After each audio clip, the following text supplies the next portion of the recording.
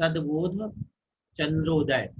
इसके कल हम 3 छंद देख चुके थे और तीनों में अपन ने देखा था कि मोक्ष का अद्वितीय कारणभूत यह चेतन तत्व है। इसके लिए हमने कहा था कि हे भगवान यह चेतन तत्व जयवंत हो। उसके बाद अपन ने देखा था कि स्व द्रव्य आदि की अपेक्षा यह जो मैं हूँ वह सत्य है, और परद्रव्य आदि की अपेक्षा से आत्मा आदि जो भी है वह असत है। इस प्रकार से नित्य अनित्य आदि को देखते हुए अनेक पक्ष होते हैं। ऐसे करके यह आत्मा को समझ पाना आसान नहीं है।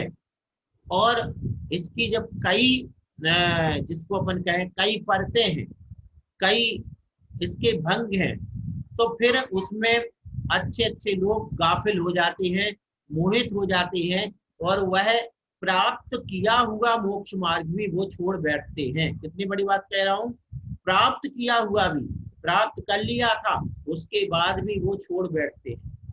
छोड़ने के तरीके कई तरीके के होते, जरूरी नहीं कि कोई मुनि बना और कपड़े पहन ले तभी वो छोड़ा हुआ माना जाएगा। कोई मुनि है और अगर उसका मन मुनि व्रतों में नहीं लग रहा तो भी उसने अपना मार्ग छोड़ दिया है। बाहर से दिगंबर है लेकिन अंदर से अब वो अपने मोक्ष मार्ग से पतित हो चुका है। तो क्योंकि ऐसा भी होता है कि ये तत्व इतना गूढ़ है, कई बार दिमाग भ्रमित हो सकता है। किसी का दिमाग भ्रमित हो जाए कि शास्त्रों में लिखा आदिनाथ भगवान की इतनी बड़ी काया थी, अरे इतने बड़े थोड़ी कोई भगवान होते हैं।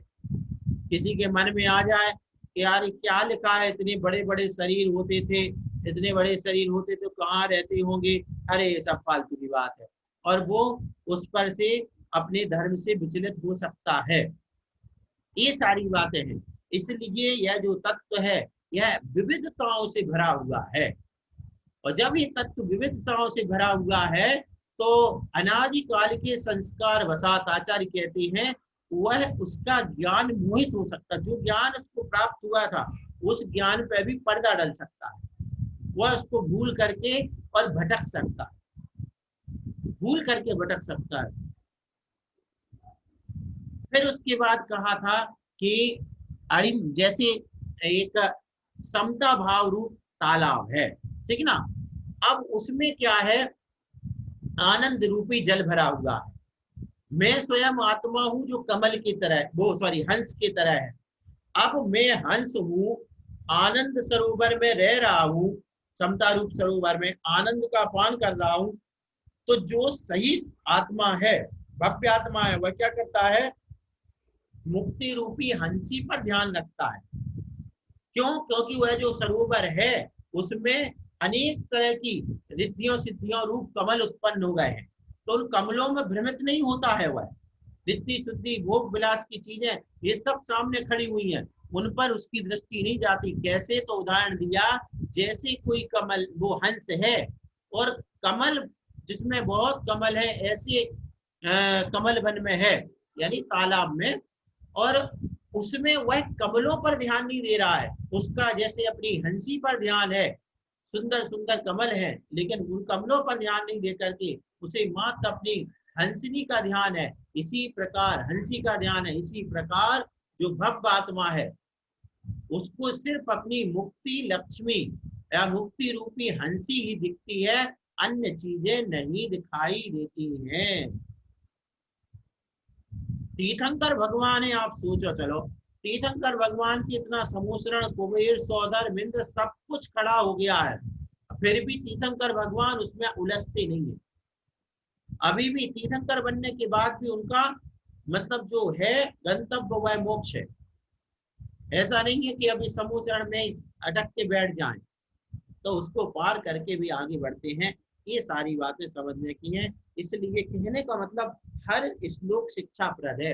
हमें सोचने वाली बात यह है, विचार करने और अपनाने वाली बात, कि कोई चीज जब हमें मिलती है तो हमें उसमें कितना रमना है और उसके प्रति हमें भाव, अपने मन में क्या भाव रखना है। इन रिद्धियों सिद्धियों के मिलने पर कहीं हम अपना जो मूल स्वभाव है उसको ना छोड़ दें। और ऐसा होता है, ये हर जगह घटता है। जैसे मान को संसार है, अब संसार में किसी के पास पद था और किसी ने रिश्वत दी, अब देखना रिश्वत दी और उसने मान के चलो उल्टा जो काम उसको नहीं करना था वो काम कर दिया। मान के चलो किसी को कोरोना नहीं था और कोरोना की रिपोर्ट बना के दे दी, किसकी खातिर? पैसे की खातिर, रिश्वत की खातिर। अब इससे क्या हुआ? उसको कितनी बड़ी दिक्कत हो गई, तो वो अपने पद से च्युत हो गया। ऐसे ही मुनि पद था और मुनि पद के प्रभाव से आपके सामने रिद्धि सिद्धियां आ गई, तो कहीं ऐसा तो नहीं कि वो रिद्धि सिद्धियों में उलझ जाओ। इसलिए सद्बोध चंद्रोदय, वह जो चंद्रमा का उदय सम्यक ज्ञान रूपी वो बना रहना चाहिए। वो क्या करेगा? वो भटकने से बचाता रहेगा। कभी आपने देखा हो किसी अच्छी जगह जाओ, कोई पार्क मार्क में, गार्डन में, और वहां पर आप घूम रहे हो और बंद होने वाला हो गार्डन, तो अपन क्या करते हैं? अपन घड़ी देखते इतना टाइम। अब बहुत अच्छी अच्छी चीजें हैं वहां पर, लेकिन अपन सबको जल्दी देखो, जल्दी फटाफट फटाफट, बंद होने वाला है, बंद होने वाला है, और तुरंत अपन वो अच्छी से अच्छी चीजें छोड़ करके अपने बाहर निकल जाते हैं। क्यों? क्योंकि हमें इसमें कैद नहीं होना रात में, इस गार्डन में कैद नहीं। बस ऐसी भगवान, ऐसी भव्य आत्मा हुआ करती है, उनको सब कुछ दिख रहा है, लेकिन वे कहती है इसमें नहीं फंसना, नहीं तो ताला लग जाएगा और इसमें ही फंसे रह जाएंगे। तो वो क्या करते हैं? उनको छोड़ करके आगे बढ़ जाते हैं। ऐसे अगला आज चौथे नंबर श्लोक से देखते हैं। सर्वभाव विलिये विभाति यत् सत समाधि भर निर्भरात्मनः चित्त स्वरूपम अभितः प्रकाशिकम शर्मधाम नमताद्भुतम महः। जो आश्चर्यजनक चित्त स्वरूप तेज, रोग द्वेष, क्या लिख दिया? चित्त स्वरूप राग द्वेष होना चाहिए, रोग द्वेष नहीं, राग द्वेष आदि रूप विभाव परिणामों की नष्ट हो जाने पर समीचीन समाधि के भार को धारण करने वाले योगी के शोभायमान होता है, जो सब पदार्थों का प्रकाशक है तथा जो सुख का कारण है। उस चित्त स्वरूप तेज को नमस्कार करो। कैसे तेज को नमस्कार करो? जो चित्त स्वरूप तेज है ना, अब वो कैसा है? राग द्वेष आदि विभाव परिणामों की नष्ट हो जाने पर समाधि के भार को धारण करने वाले योगी के शोभायमान होता है। जो चित्त स्वरूप है, यानी जो शुद्ध आत्म स्वरूप है, वह कब शोभायमान होता है? जिस योगी के राग द्वेष भाव हट गए हैं, नष्ट हो गए हैं, उनके शोभायमान होता है। और शोभायमान का अर्थ सीधा सीधा यहाँ पर है, उनके प्रकट होता है। ये चित्त स्वरूप आपन को प्रकट नहीं होगा। जो राग द्वेष में बैठा है उसको चित्त स्वरूप का ज्ञान होने वाला नहीं है। उसको ज्ञान का मतलब अनुभूति की बात कर रहा हूं मैं, चित्त स्वरूप में वो रमने वाला नहीं है। तो किसको? समाधि, समीचीन समाधि के भार को धारण करने वाले योगी के शोभायमान होता है। यह जो चित्त स्वरूप है, चित्त स्वरूप का तेज है, जिसको हम शुद्धात्मा कहते हैं, वह योगियों के ही शोभायमान हो सकता। क्यों? एक चीज बताऊंगा आपको, जैसा द्रव्य होता है वैसी उसकी पर्याय होती है, ये बात हमेशा ध्यान रखना। अगर मान के चलो कहीं पर बहुत सारे खुशबूदार फूल हैं और फूल रखे हुए हैं, तो उनमें से बदबू आने वाली नहीं है, और अगर कहीं मल भरा पड़ा है तो उसमें से खुशबू आने वाली नहीं है। जैसा द्रव्य वैसी उसकी पर्याय।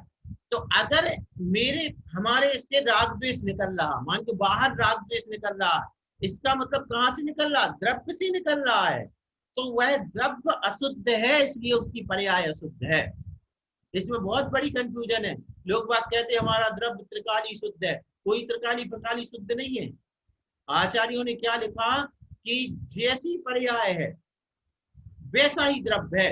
क्यों? क्योंकि शुद्ध द्रव्य की अशुद्ध पर्याय नहीं हो सकती। हो सकती हो तो आप लोग बता दो, सोच लो। अगर द्रव्य शुद्ध होगा तो क्या पर्याय अशुद्ध निकलेगी क्या?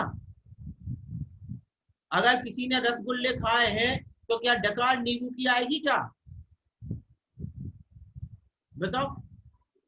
तो द्रव्य जैसा है वैसी ही उसकी पर्याय निकलेगी। मैं राग द्वेष कर रहा हूं, इसका मतलब मेरा द्रव्य जो आत्मा है उसमें राग द्वेष भरा पड़ा है, अन्यथा राग द्वेष बाहर निकलने वाला नहीं था।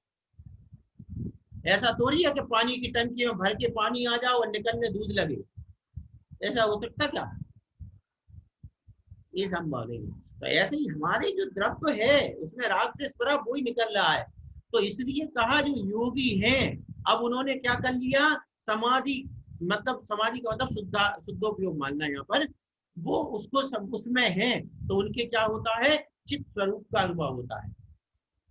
बाहर से राग द्वेष नष्ट हो जाते हैं तो चित्त स्वरूप का अनुभव होता है, जो सब पदार्थों का प्रकाशक है तथा जो सुख का कारण है। अब जब ऐसा होता जाता है, चित्त स्वरूप प्रकट हो जाता है, तो सारे पदार्थ यद विद्या दर्पणायते, अपने आप उनमें झलकने लगते हैं।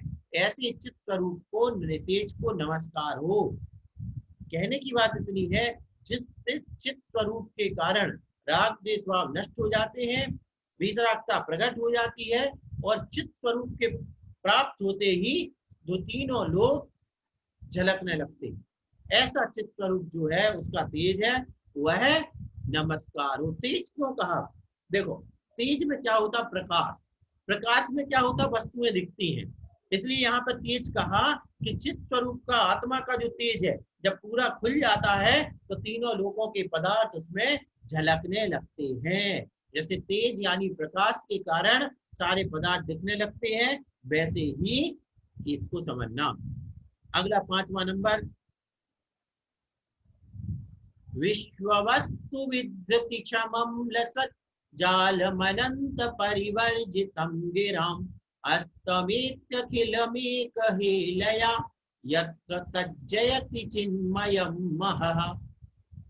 क्या कहा, जो चिद्रूप तेज समस्त वस्तुओं को प्रकाशित करने में समर्थ है, दैदीप्यमान है, अंत से रहित अर्थात अविनश्वर है, तथा जिसके विषय में समस्त वचनों का समूह क्रीड़ा मात्र से ही नाश को प्राप्त हो जाता है, अर्थात जो वचन का अविषय है वह विद्रूप तेज, विद्रूप नहीं, यहाँ चिद्रूप होना चाहिए। आप लोगों के पास पुस्तक है किसी के पास? पारुल जी, पढ़ना क्या आपके, मैं आपको ऑन कर रहा हूँ, माइक ऑन करो। क्या लिखा, विद्रूप लिखा है ना? हाँ भैया जी, हाँ विद्रूप लगा है। विद्रूप, बहुत गलतियां हैं, बहुत गलतियां हैं। चिद्रूप चिद्रूप है करना ना, मिसप्रिंट बहुत है। है। तो वह चिद्रूप तेज जयवंत होवे, ऐसा जो है कि जिसमें क्या हो जाती है, समस्त वस्तुओं को प्रकाशित करने की समर्थ है। देखो, एक तेज है, एक तेज है, मान के चलो आपने एक टॉर्च ली, टॉर्च का तेज कितना है, इतनी 10 वस्तुओं को प्रकाशित करेगा।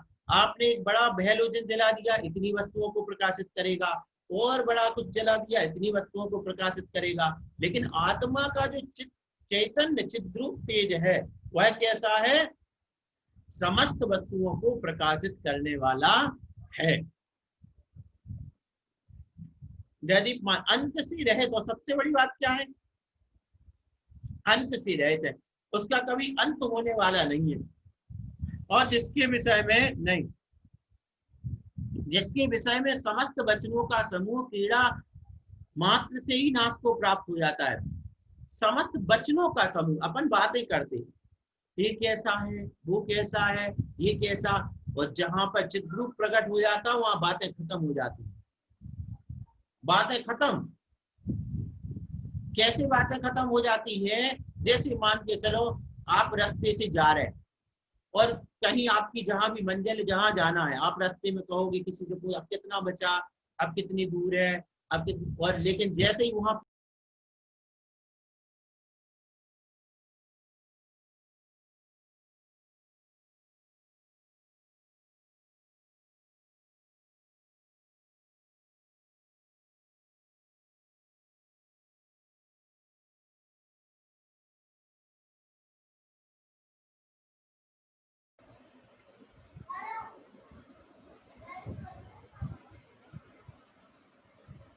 वीडियो चला गया, आ गया, चलो हाँ। तो तो क्या हुआ कि जब तक आप अन उसकी बात करते हैं जब तक वो चीज प्राप्त नहीं है, प्राप्त हो गई कहानी खत्म, प्राप्त होने के बाद क्या बात पूरी। ऐसे ही ये जो वचन की बातें हैं कब तक चलती हैं, जब तक कि वह प्राप्त नहीं हुआ। तो जैसे ही वह चिद्रूप उत्पन्न, चित्रूप चैतन्य स्वरूप प्राप्त हो जाता है तो वचन का व्यापार, सारा वचन की जो क्रीड़ा है वो खत्म। अर्थात जो वचन का अविषय है वह चिद्रूप तेज, और वचन का अविषय है मतलब अपन कोई कहे कि आप वचन से बताओ, समझाओ हमें कि आत्मा चिद्रूप चेतन रूप कैसा है, तो वो अविषय है, वो वचनों में आने वाला नहीं, हम उसको समझा नहीं सकते हैं। जैसे कहते ना कि गूंगे को गुड़ का स्वाद, अब उससे कहो कि गुड़ का स्वाद कैसा था, वो अरे वो खुद गूंगा है, वो क्या बताएगा। और एक हमारे इष्टोप देश में आचार्य महाराज ने क्या कहा, देवों के सुख को बताते हुए लिखा, नाके नाकऊ कसाम सौख्यम, नाके नाकऊ कसाम। वो बोले स्वर्ग के देवों का सुख कैसा है, तो बोले देवों के जैसा।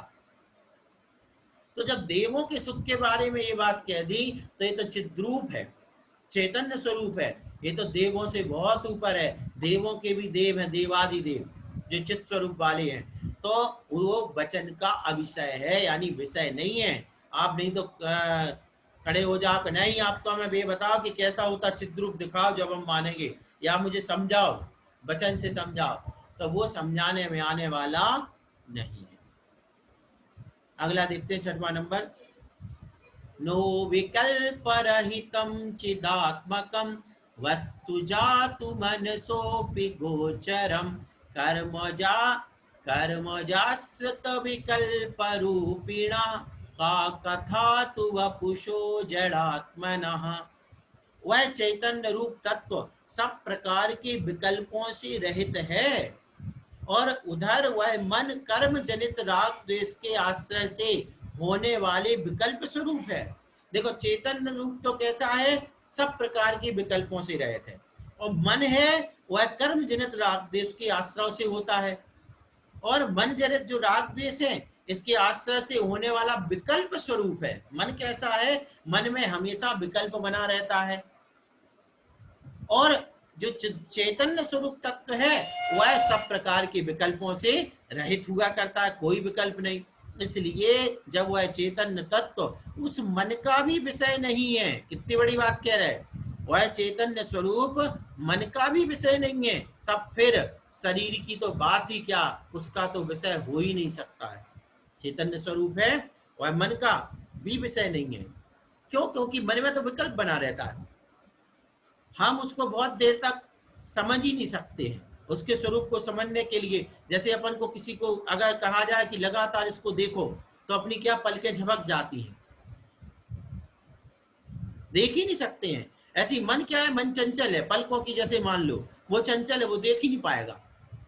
तो जब मन ही नहीं समझ सकता उस चैतन्य स्वरूप को, तो ये जो क्या बोलते शरीर आदि है, वचन आदि है, इनके माध्यम से उनका विषय तो वह हो ही नहीं सकता। कुल मिलाकर के जो चैतन्य स्वरूप है, चिद्रूप है, शुद्ध आत्मा है, वह कैसा है, वचन के अगोचर है, मन के अगोचर है, शरीर के अगोचर है, उसका वर्णन किया नहीं जा सकता है। ठीक है, इस प्रकार से। अगला 7वां नंबर, चेतसो नवचसोऽपि गोचरस् तर्हि नास्ति भविता खपुष्पवत् शङ्कनीयमिदमत्र नो यतः स्वानुभूति विषयस्त्वतोऽस्ति तत्। जब वह चेतन रूप तेज मन का और वचन का भी विषय नहीं है, तब तो वह आकाश कुसुम के समान असत हो जाएगा। ऐसी भी आशंका नहीं करना चाहिए, क्योंकि वह स्वानुभव का विषय है, इसलिए वह सत ही है, ना कि असत। कितना अच्छा प्रश्न और उत्तर दोनों चीजें। किसी ने कहा कि आप कह रहे हो ना वो मन से समझ में आता, ना शरीर से समझ में आता, ना वचन से कहा जा सकता है, इसका मतलब तो वह असत है, आकाश कुसुम की तरह। आकाश कुसुम मतलब जैसे आकाश में फूल होते क्या, नहीं होते हैं, आकाश में फूल नहीं होते ना। तो अगर कोई कहे आकाश में फूल है तो क्या कहा जा रहा है, झूठ बोल रहा। आकाश में फूल होते ही नहीं है। बस ऐसे ही फिर कोई शंकाकार कहता है कि ये भी आपका जो चैतन्य रूप है ये भी आकाश कुसुम की तरह है, जैसे आकाश में फूल नहीं होते ऐसे ही आपका ये चैतन्य रूप भी नहीं होता है। तो आचार्य कहते हैं ऐसी आशंका नहीं करना। क्यों नहीं करना? क्योंकि वह स्वानुभव का विषय है, इसलिए वह सत्य है ना कि असत। स्वानुभव का विषय है मतलब क्या हुआ? स्वानुभव का विषय ये है कि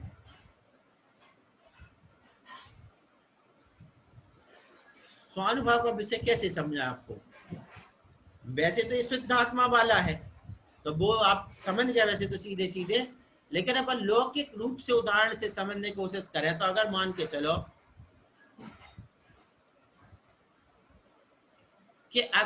चलो कि कोई मान के चलो मेरी नाक दबाए या गला दबा ले, पकड़ ले, अब उस समय मैं कहूं कि मुझे दर्द हो रहा या मुझे छटपटाहट हो रही है, अब वो सामने वाला कहे कहाँ हो रही दिखाओ, अब वो सामने वाला कहता कहाँ हो रही दिखाओ, अब बताओ मैं कैसे दिखाऊं?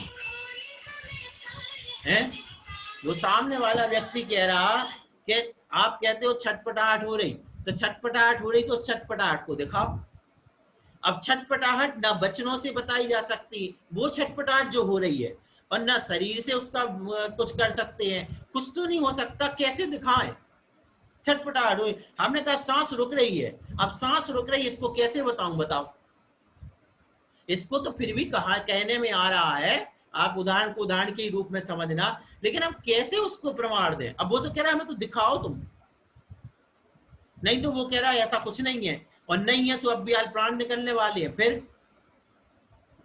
तो इसका मतलब इस स्वानुभव का विषय है, और जिसको समझना हो, अगर कोई मान के चलो कहे कि मान के चलो ये नहीं है कोई चैतन्य रूप, तो उसका फिर 1 मिनट के लिए बस उसकी नाक में कुछ दबा दो, सांस बंद कर दो, वो अपने आप हाँ अनुभव हो गया भैया है चैतन्य रूप कहाँ है? कोई आत्मा को नहीं माने, कोई कहे कि मुझे चैतन्य रूप समझ में नहीं आता, दिखता मिखता तो है नहीं, और उसकी जाकर के बस कुछ दबा दो, अब वो क्या करेगा? अरे भैया मरने वाले हैं, अरे कहाँ मरने वाला है, कुछ है ही नहीं, चेतन है कहाँ तेरा चेतन? फिर वो क्या कहेगा? कहेगा हाँ भैया आ गया समझ में, है। अब कहो दिखा, दिखा नहीं सकते हैं। तो ये क्या है? अनुभव की बात है, स्वानुभव में अनुभूत है कि ये चेतन तत्व है, इसको नकार नहीं सकते हैं। वचन का विषय है अथवा नहीं है ये सब छोड़ो, लेकिन वह स्वानुभव का विषय है, अपने अनुभव में आ रहा है कि ऐसा चेतन आत्मा चेतन पुंज होता है। इस प्रकार से जो देखो 1 सेकंड पहले तक जो नचता गाता, नीलांजना को देख लो आप, नीलांजना नृत्य कर रही है बताओ, और एक सेकंड एक समय में प्राण निकले और नीलांजना निश्चित, तो कोई चेतन तत्व तो है कि नहीं है? चित्रूप है। तो ऐसा चेतन निपुंज, और उसका भी प्रशुद्ध रूप की यहाँ पे बात चल रही है। ये तो हमने सिर्फ आत्मा की बात करी, लेकिन वह आत्मा भी जब शुद्ध रूप अवस्था को प्राप्त हो जाती है तो वह चैतन्य स्वरूप में मानी जाती है, और वह होता है। वह होता है, क्यों होता है? क्योंकि जैसे अपन देखते हैं कि अपन कहते हैं ये थोड़ा शुद्ध मन है इसका, इससे अच्छा शुद्ध मन इसका है, इससे अच्छा ये शुद्ध आत्मा है, इससे अच्छा ये शुद्ध आत्मा है, तो ऐसा भी शुद्ध आत्मा है जो पूरी तरीके से शुद्ध है।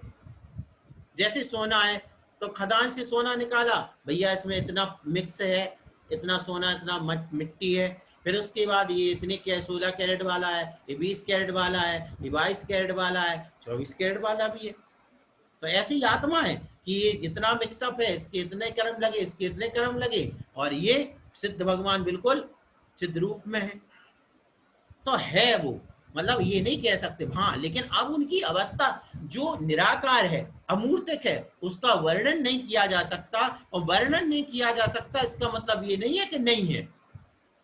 इसका अभी हम चलो ये तो चिद्र रूप की बात कर रहे हैं, अभी हम आपसे ऐसा प्रश्न पूछते आप जवाब दो, कोई भी चलो उसका जवाब दे देना। मान के चलो मैं कहूं कि आप अपने दादा के दादा के दादा का वर्णन करो, अब करो, तो इसका अब बात वर्णन तो कर नहीं पा रहे आप, क्योंकि ना देखा ना सुना, मान के चलो 10 पीढ़ियां बता दी हमने, दादा की दादा की दादा की दादा की दादा। अब वो तो थे, अगर वो नहीं होते तो हम भी नहीं होते, ये भी बात पक्की है, वो तो थे, लेकिन अब उसका वर्णन करो तो वर्णन तो नहीं हो सकता। अब वर्णन नहीं हो सकता इसका मतलब ये थोड़ी है कि नहीं थे। अगर वर्णन नहीं हो सकता तो इसका अर्थ ये तो नहीं हो गया कि वो नहीं थे, इसका ये अर्थ हो गया कि नहीं थे, नहीं ये अर्थ नहीं। अगर ये करोगे तो सब गड़बड़ हो जाएगा। तो जिस चीज का वर्णन नहीं किया जा सकता उसका अर्थ ये नहीं है कि वो नहीं है। इसका मतलब ऐसी भी चीजें हैं जो अवर्णनीय हैं, जिनका हम वर्णन नहीं कर सकते, लेकिन उनकी सत्ता तो होती है, ये अपन को समझना था। एक श्लोक और देखते हैं। इसलिए ऐसी शंका नहीं करना, ये स्वानुभव का विषय है। अरे अपन ही देख लो, अपन लोग जब मान के शुरू में अपन को ऐसा लगता था माला बिल्कुल मन नहीं लगता, थोड़ा बहुत स्वाध्याय किया, थोड़ी बहुत स्थिरता लाई तो थोड़ा मन लगने लगा कि नहीं लगने लगा। ऐसी हर चीज का विकास होता है, तो आत्मा का भी विकास होकर के ऐसी शुद्ध अवस्था में पहुंच जाता है जहां पर कुछ नहीं ऐसा।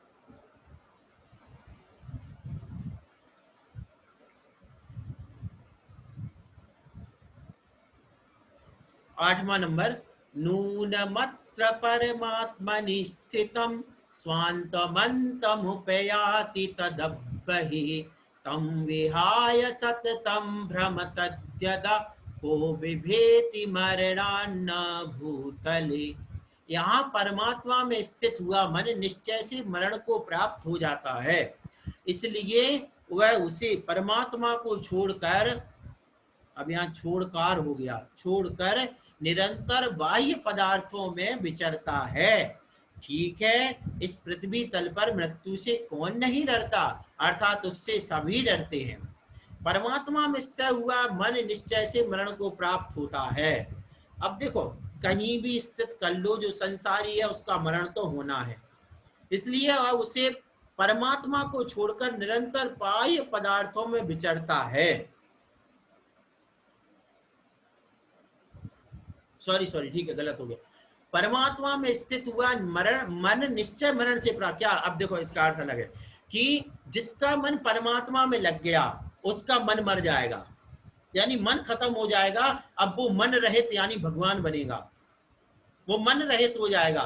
इसलिए वह जो है वह परमात्मा को छोड़ करके पदार्थों में विचरण करता है। समझने की कोशिश करना, यहाँ पे थोड़ा सा कठिन, मैं भी बहक गया था, यहाँ पर गलत अर्थ कर गया था। भगवान आत्मा, ठीक है, परमात्मा है, अपना मन है। अगर मन परमात्मा में लगेगा तो इस मन का क्या हो जाएगा, मरण हो जाएगा। मरण का अर्थ ये है कि ये मन तो खत्म, मन का काम क्या है, भटकना यहाँ वहां, और परमात्मा में लग जाएगा तो उसकी भटकन खत्म हो जाएगी, तो उसका मन का तो मरण जैसा हो गया, मन का तो मरण जैसा हो गया। जैसे आपने देखा हो कि अगर अपन घर में बंद हैं, कहीं निकल नहीं पा रहे, तो अपन के मतलब गुस्से में या उसमें कह देते हैं, अरे भैया मरे जैसी जिंदगी हो गई। क्या ये कोई जिंदगी है, मरे जैसे रह रहे हैं, चली फिर नहीं पा रहा है, कहीं जा ही नहीं पा रहा है, तो मौत से बेकार स्थिति। तो ऐसे ही मन जब भटके नहीं, मन का काम है भटकना, और परमात्मा में जिसने अपना चित्त लगा लिया उसका मन भटकने से बंद हो गया, तो मन की तो मौत जैसी हो गई। इसलिए वो मन क्या करता है, वो बाह्य पदार्थों में भटकता है, परमात्मा पे स्थिर नहीं होता, क्योंकि परमात्मा पे स्थिर होगा तो मन खत्म। तो वो क्या करता है, यहां वहां भटकता है ताकि उसकी जिंदगी बची रहे। इसलिए क्यों बोले, पृथ्वी पर मृत्यु से कौन नहीं डरता है, तो ऐसी मन भी डरता है।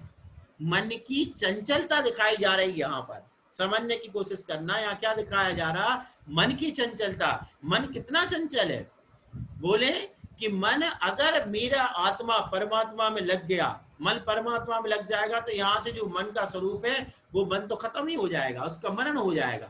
इसलिए वो मन बड़ा बदमाश है, वो क्या करता है, परमात्मा में अपन को चित्त नहीं लगाने देता है, यहाँ वहां भटकता रहता है, नहीं तो उसका खुद का मरण हो जाएगा।